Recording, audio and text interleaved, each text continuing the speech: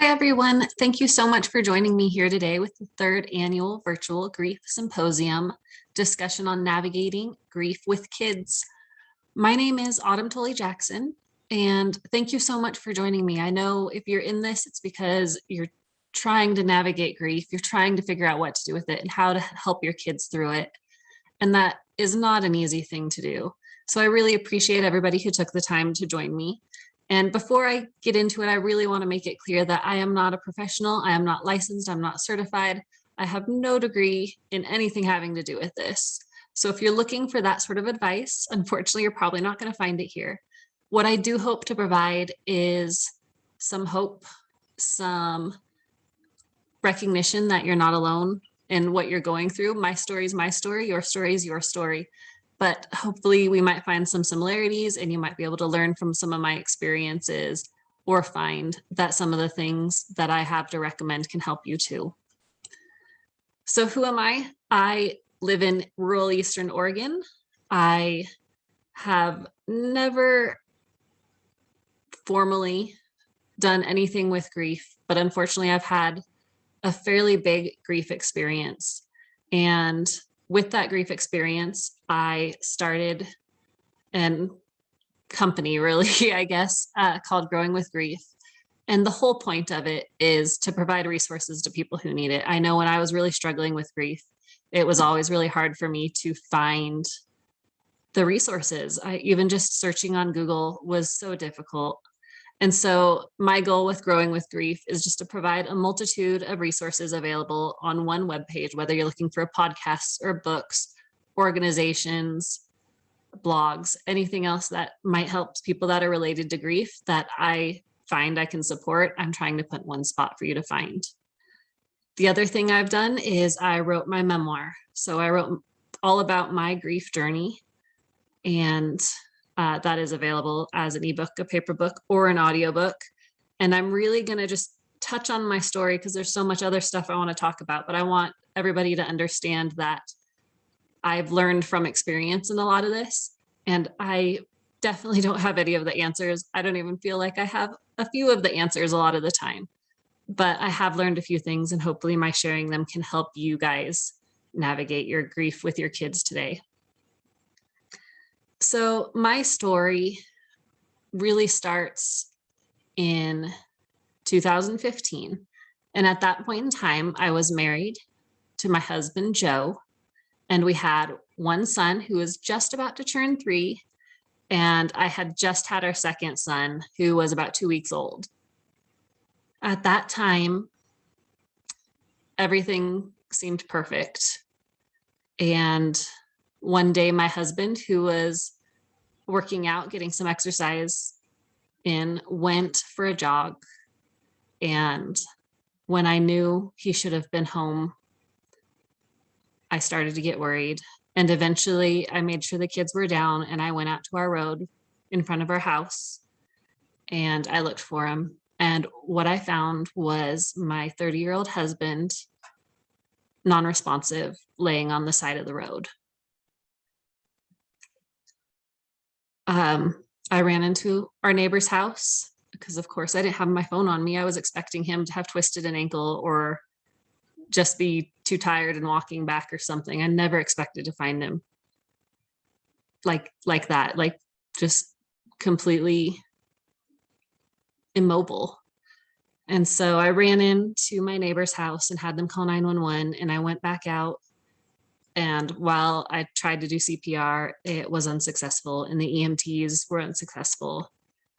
And so at 31, I became a widow. And that was really my first big thrust into grief. Before that, I had experienced the loss of grandparents that I hadn't seen very often and I didn't have close relationships with, and pets. And while those can be very strong grief, for me, it was nothing even close to what I felt when I lost my husband. This person I had this life planned out for was suddenly gone.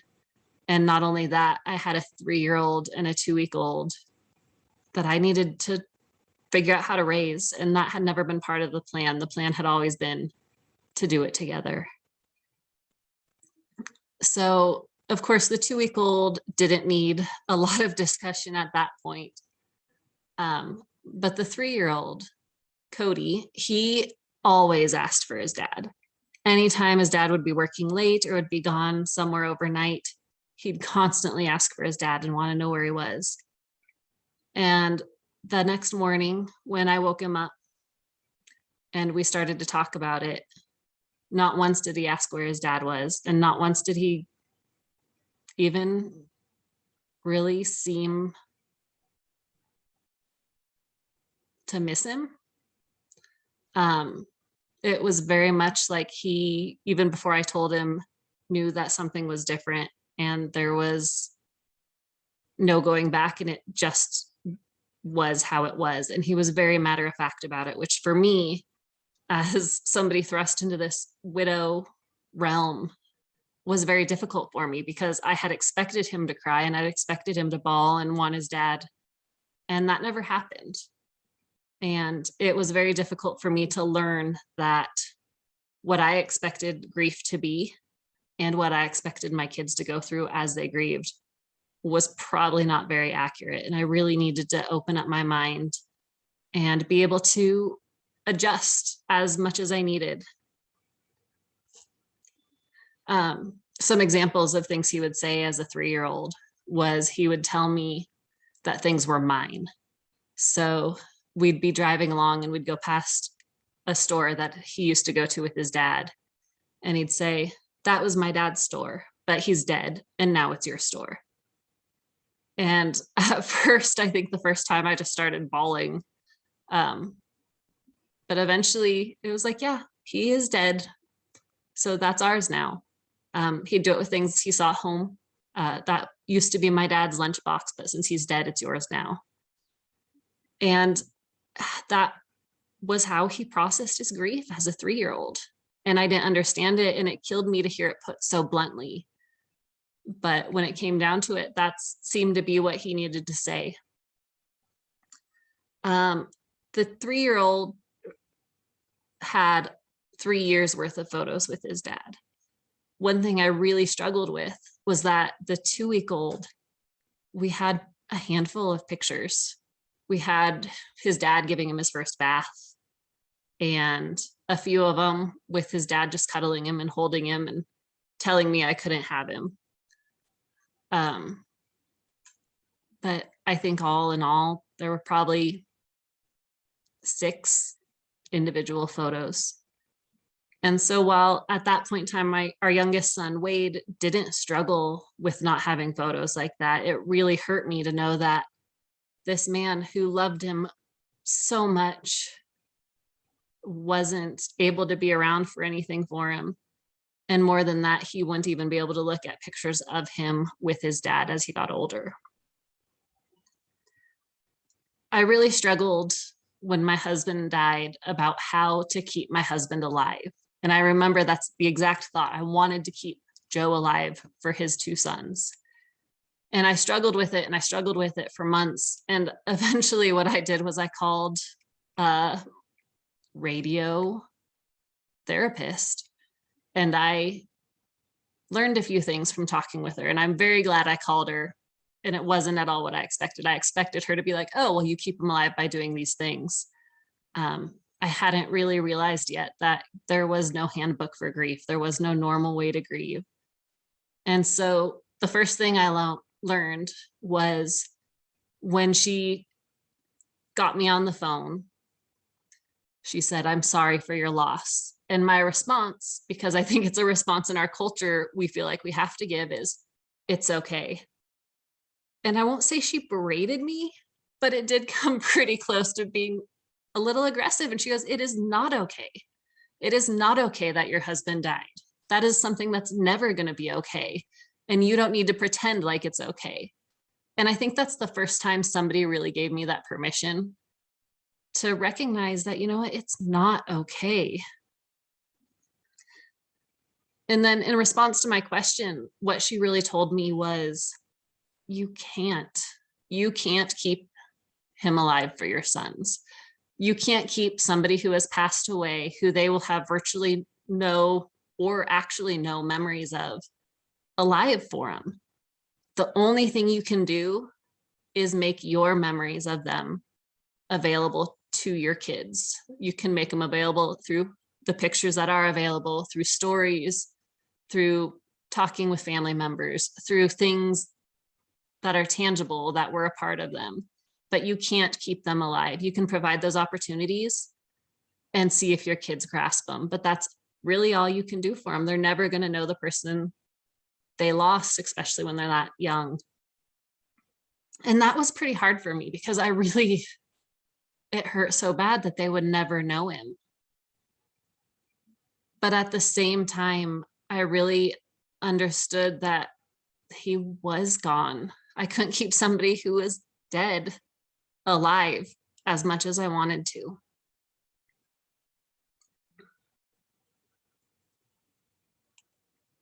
Other ways I tried to keep his memory alive, and that actually transitioned after that phone call to being able to answer any questions that might came up. I kind of started focusing on, okay, so as they grow older, they're going to want to know information. We've told them the very basics as a 3-year-old, and as they get older, they might want to know exactly what happened or why it went a certain way or why things didn't work. And so I made it part of my grieving process, or just something for me to do, was to get all the police reports, to get all the medical records, to get multiple copies of the death certificate, to get any information I could, so that when my kids asked me any question about what actually happened, I would be able to tell them.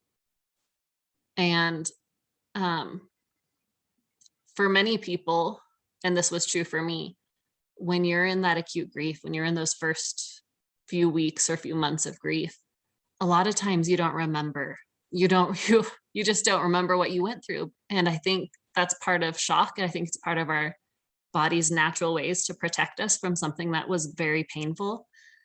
And so I was so worried that I wasn't going to be able to answer their questions because I wouldn't remember the details, that I tried to gather as much information for them as I could.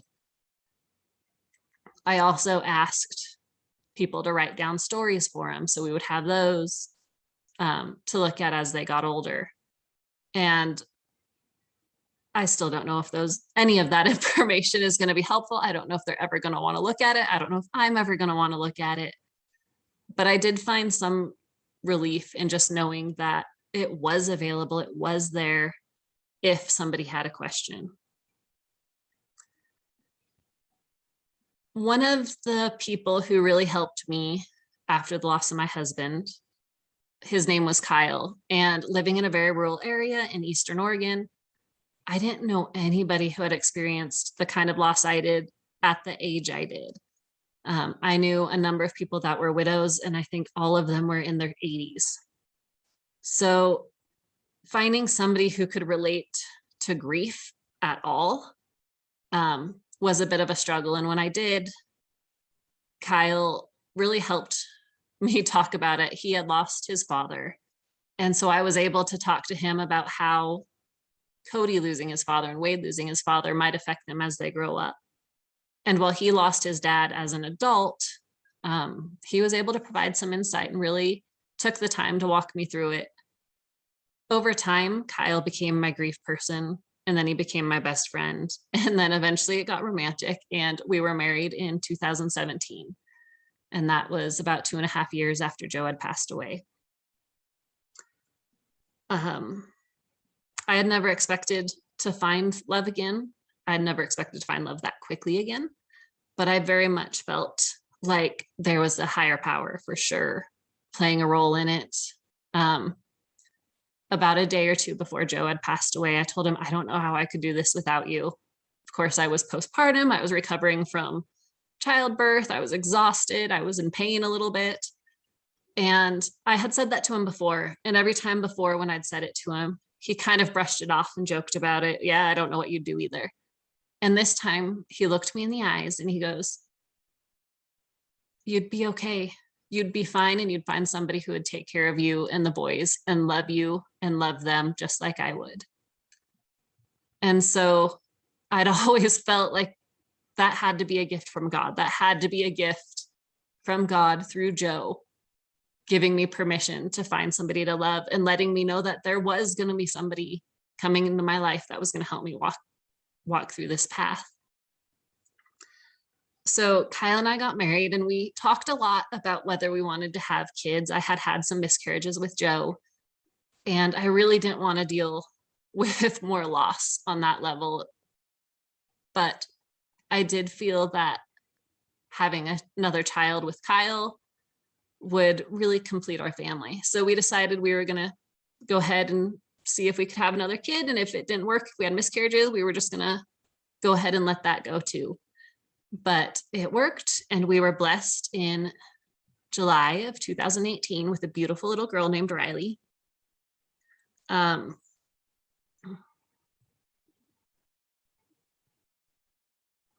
It was a weirdly unifying event to have a child with Kyle, and I really felt like it helped unite our family and brought everybody close, and her brothers were ecstatic. They had never talked about wanting a sister or a brother or anything, but from the time she was born, all they could do was share everything they had with her. I don't know how many Legos I had to take away from her and try to explain that she's not old enough to have those.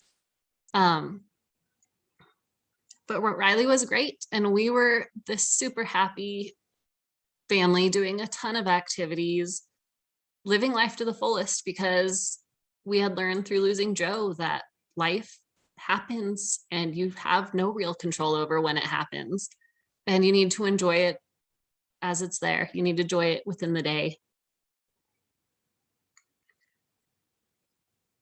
In the end of October of 2018, we all had colds, which is pretty normal for that time of year.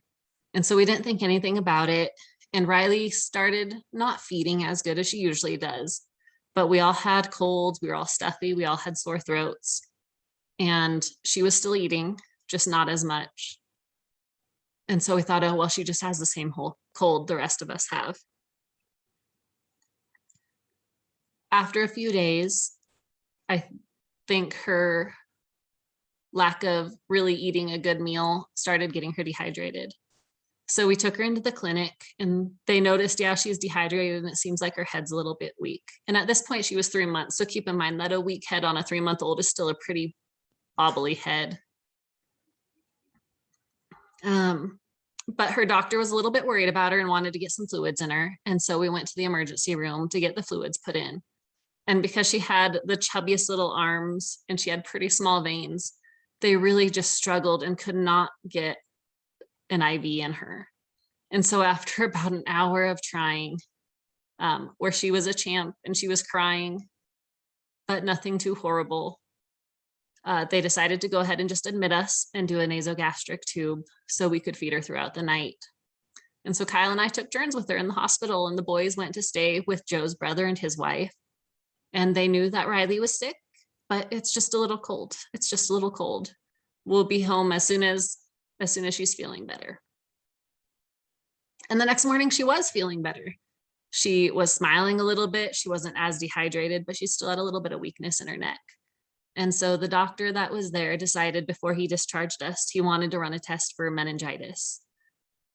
And at that point, once they got the test prepared, they asked us to leave the room. And we said goodbye. We said it might hurt a little bit, but it won't be too bad, and we'll be back in just a minute. What they had to do was a lumbar puncture on her. And we walked to the waiting room, and I don't even know if we had fully sat down when we heard a code blue for her room. And I'm not going to go into the details of all of this experience here. If you want to hear more about it, it's in the book. But they worked on her for 40 minutes. They did eventually get her heart going again. And we went to a bigger hospital. And after a few days, we realized that she was, in fact, brain dead. And so we went through the organ donation process, which meant we had to stay in the hospital for another few days. And during this time, we told the boys that yeah, she's sick. We're going to a bigger hospital where hopefully they can take care of her. She's really sick, but they're doing the best they can. And we didn't want to lie to them, but we also didn't want them to worry unnecessarily. And at this point in time, Cody was 6 and Wade was 3. And once we knew she was officially declared brain dead, we were still in a hospital about 3 hours away. And we had been requesting prayers from anywhere we could get prayers from. And we'd been praying for our miracle. And so people knew that it wasn't looking good. But we didn't tell people right away that she was declared because we were so worried living in a small town that the boys who were still going to school would hear it from somebody else. And we wanted to make sure that they heard it from us. And we decided not to let them come to the hospital to see her. And that was a hard choice because we didn't know if that's the right choice. I still don't know if that's the right choice, but we didn't want the last vision of her to be with tubes and machines hooked up to her. And so we didn't let them come say goodbye in person. And after she went into the operating room to give her gifts to other people so they could have their miracles, we drove the 3 hours home, and my brother-in-law brought over the boys, and the first thing out of their mouths was, "Where's Riley?" And I think that's one of the hardest things I ever had to do, was to tell them that she was gone.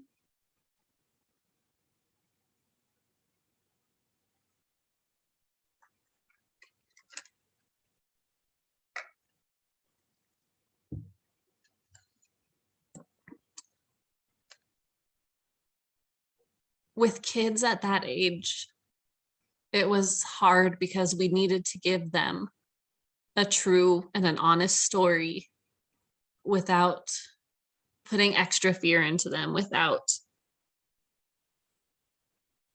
making it so they didn't trust medical professionals, which we've taught them are there to help them and can fix a lot of problems.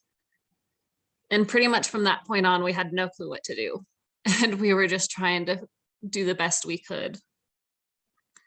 And learning about grief with the 2 different boys was very different. Wade, after that, would have really sudden, really loud crying outbursts where he'd basically scream about missing his sister and he'd bawl.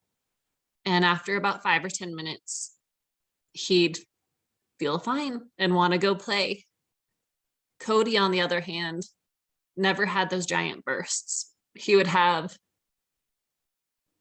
a much slower grief response when it really hit him. And those waves would drag on for hours sometimes. And one of the things we really noticed was that we weren't going to be able to do the service in a traditional way because they wanted to be involved. Were asking questions about what do we do now? What happens with her? And so we had to explain that, well, we bury her body, but her soul's up in heaven, and her soul and her spirit and everything that makes her her is up in heaven with God. And your daddy Joe in heaven is going to watch out for her. And we knew they needed to be part of the memorial service because it provides such comfort, and those feelings of being supported can be so important. But we didn't want it to be a place where everybody was crying and everybody was dressed in black and it was sad. And so what we did was we went ahead and let them plan the memorial service. So of course, Kyle and I talked to our pastor and his wife, and they each said something, and she sang, and Kyle and I both said something. But other than that, they told us how to decorate it. They told us what they wanted.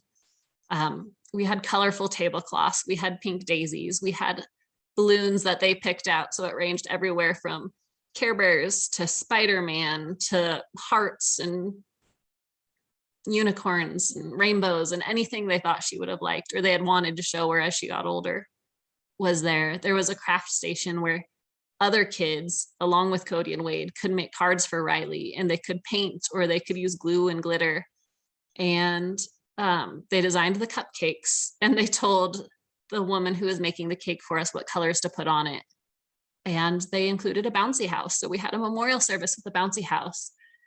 And I think what that did for them was it really helped them recognize that bad things happen, but that doesn't mean that everything is bad. And it doesn't mean that they're alone. There's lots of people there to support them.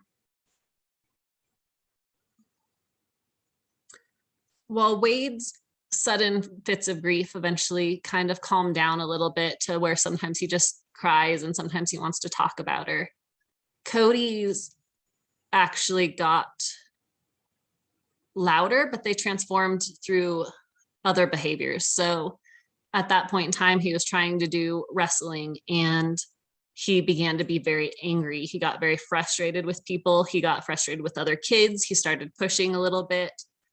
And I remember the first time he really had an outburst that was aimed at himself. And we were coming home from a frustrating practice. And he goes, "I wish you would just kill me."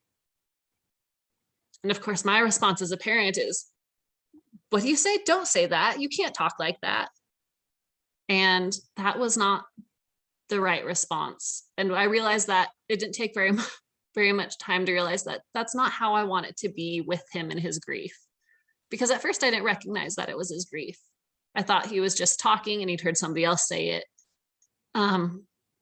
But he really struggled with, I think, a little bit of survivor's guilt. He felt that he shouldn't be the one to live when Riley had to die. He felt that as the oldest, it was his job to take care of her and he should have been the one to die instead of her. And so his self-esteem was also shot. He didn't feel like he could do anything right. He didn't feel like he deserved us as his family. And it was very hard for him. And so after that initial reaction, we started making sure we talked to him and said, "You know what? We know how it can feel that way. And it's hard to tell your kid that, yeah, if you feel that way and that's how you feel, that's okay. And it's important to talk to somebody about it. It's important to let us know you're feeling that way." Because we didn't want him to get to the point that he didn't feel like he was allowed to talk about his feelings, to talk about what was really going on. We also had some struggles in school where I think his teachers felt bad for him. And so they didn't tell us that they were having issues at school until school was almost over. But he would bend his fingers back so far that they thought they were going to break. The teachers thought they were going to break him. They caught him at recess a few times hitting his head against the brick wall. And those, along with other outbursts and anger and frustration. And those were all very much related to his grief and to not understanding it and to not having an outlet for it. And we weren't seeing those behaviors at home because I think he felt he was in a safe spot where he could grieve at home. But at school, it was much harder. And there was so much other stimuli that he really didn't know what was going on. As he's gotten older, that's changed. Now he's really to the point where he's 9 and he wonders, he told me the other day, he goes, "Nobody understands." And he even asked me, he goes, "Do you understand? Have you lost a sister and a dad?" And I had to tell him, no, I haven't lost a dad or a sister. I've lost a husband and a daughter, but it's very different. And he struggles a lot with being a 9-year-old who's gone through this stuff. And so his grief has changed, and both of their grief changes as they grow up, which is a pretty common thing. Developmentally, as they progress, they see grief in a new light and they feel it in a new way. And so it seems like there's these constant stages with grief. And that's kind of where we're at right now. So we're still working on how to deal with grief. We're still trying to come up with the best things to do. And I'm sure I don't do everything right. I'm hoping I at least do enough right that they'll get through it and be able to deal with it, hopefully better than most people can deal with grief, because unfortunately in our culture, so many people just don't have a clue. And I was one of them before I had to go through it and before I had to learn that you will carry your grief and how you carry it and how you really let it affect your life is in your control. You can't control the loss, but you can control what you do with it. So that's the gist of my story and a few of the examples of things that I've gone through with my kids. I've come up with 5 don'ts. So I'm going to start with the don'ts because I don't really like throwing the negatives out there, but I think sometimes you need to know what you shouldn't do. And these are all my opinions. But I think one thing I learned that was really important was don't shut their emotions down. If they're crying, if they're angry, there's nothing wrong with that as long as it's released in a good way. So Wade liked to yell. So we tried to get him somewhere where he could yell. Cody really liked to crush things. So we'd get him some empty plastic water bottles that he could crush or newspaper that he could tear. Stress balls were also really good for him. Just to get that anger, get that frustration out of their body, out into the world, so they're not just holding it in. It's hard when you're in public places. It's hard when they're in school to be able to find that space for them. But what I noticed was as soon as I provided them that space, they were a lot more willing to go ahead and calm back down and be able to get through their day. Another thing is try not to control their grief. Most people have learned through the grief process that there's no normal. So they need to let it out, and they're going to have to let it out in a way that works best for them. And there's a very good likelihood that that's not the same way that works best for you. So try not to control their grief. Let them grieve however they need to. Another one is don't expect different kids to grieve the same. So Cody and Wade are very different kids, and they are grieving in a very different way. And now we're getting to a point where we're seeing overlap in their ages for grief, and we're still seeing things that are completely different. So unfortunately, it's not easy because you're going to have to learn new things for each kid because they grieve differently. Don't expect grief to be displayed in obvious ways. So this kind of falls back to what I mentioned with Cody with his anger issues, outbursts in school, self-harm thoughts, talk of self-harm, that sort of stuff. At first wasn't clear to me that that was grief, but it very much was. So look for that grief coming out in those unexpected ways.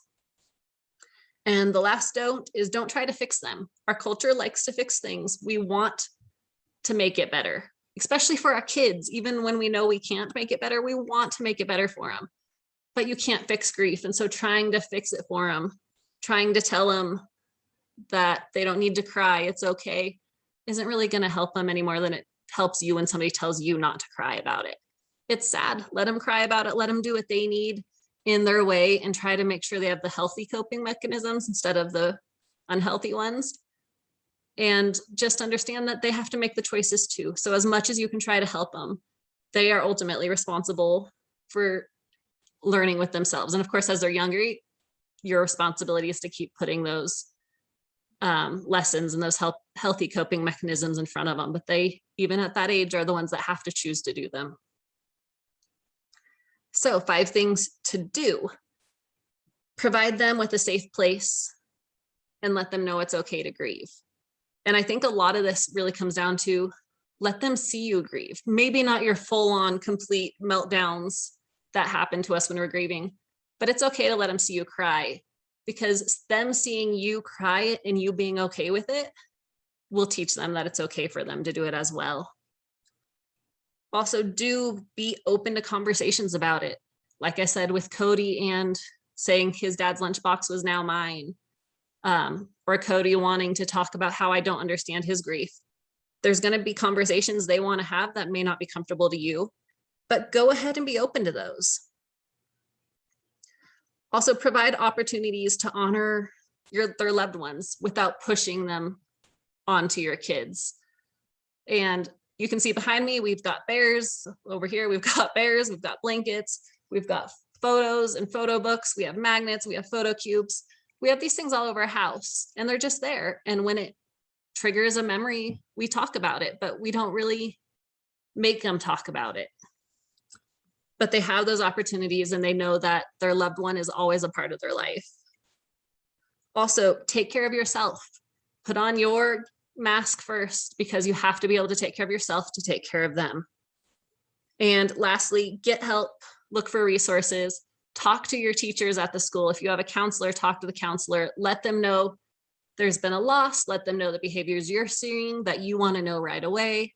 Let them know that if there's a family activity, how you want it handled, if you still want them to talk about Father's Day or make a Mother's Day gift or anything else. Just have that communication, reach out and advocate for your kid and your family, and let people know that there might be issues and you need to know about them right away so you can help them. Therapy for kids, especially play therapy, we found was really helpful for Cody. It really helped him get his anger back under control and gave us good outlets for calming him down and recentering himself. So I strongly recommend that for somebody who's seeing some unhealthy coping mechanisms in their kids. And then resources. There's a ton of resources. And again, they're often hard to find. So all of these resources will be on my website, growingwithgrief.com. And just to go through a few really quickly, there's the National Alliance for Children's Grief.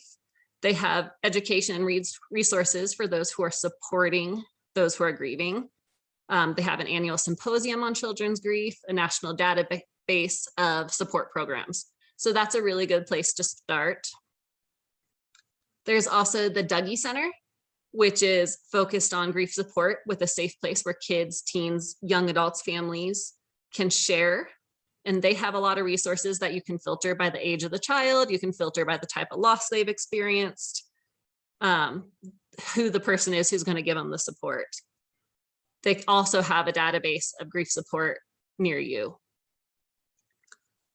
There's a comfort zone camp, which is a free kids camp. There's Camp Erin, which is another free kids camp.